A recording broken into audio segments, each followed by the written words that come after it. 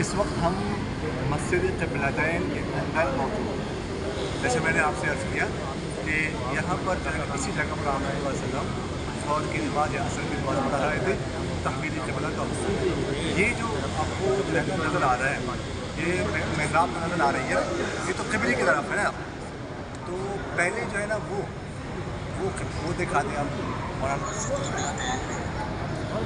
یہ جو آپ کو نظر آ رہی ہے، یہ پہلے یہ محراب یہ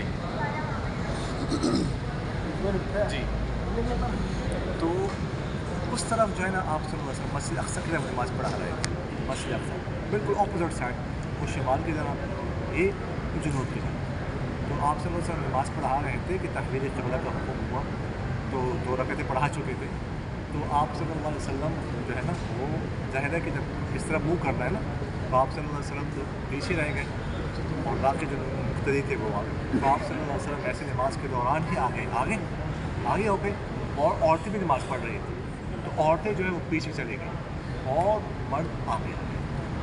اور اس وقت جو ہے نا یہ 2 ہجری کی بات ہے، اس وقت عمل کثیر سے نماز فاسد نہیں ہوتی تھی۔ تو عمل کثیر ہے نماز میں چلنا، لیکن اس وقت جو ہے نا عمل کثیر سے نماز فاسد نہیں ہوتی تھی، تو یہ عمل کیا گیا نماز کے دوران۔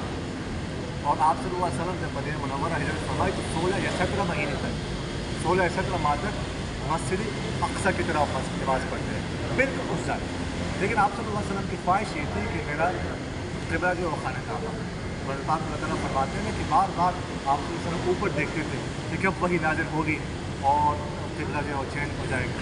16 یا 17 مہینے، 16 ماہ اور کچھ دن بعد یہ تحویل قبلہ کا حکم آیا، اور ہمیشہ کے لیے خانہ کعبہ کے اندر مقرر کر دیا گیا ہے۔ اور پاک اللہ تعالیٰ فرماتے ہیں قد نرى تقلب وجهك في السماء فلنولينك قبلة ترضاها فول وجهك شطر المسجد الحرام۔ یہ آیت نازل ہو گئی، تو ہمیشہ کے لیے جو وہ خانہ کعبہ جو ہے قبلہ مقرر کر دیا گیا اس مسجد میں، جہاں پر بنو سلمہ قبیلہ رہتا تھا۔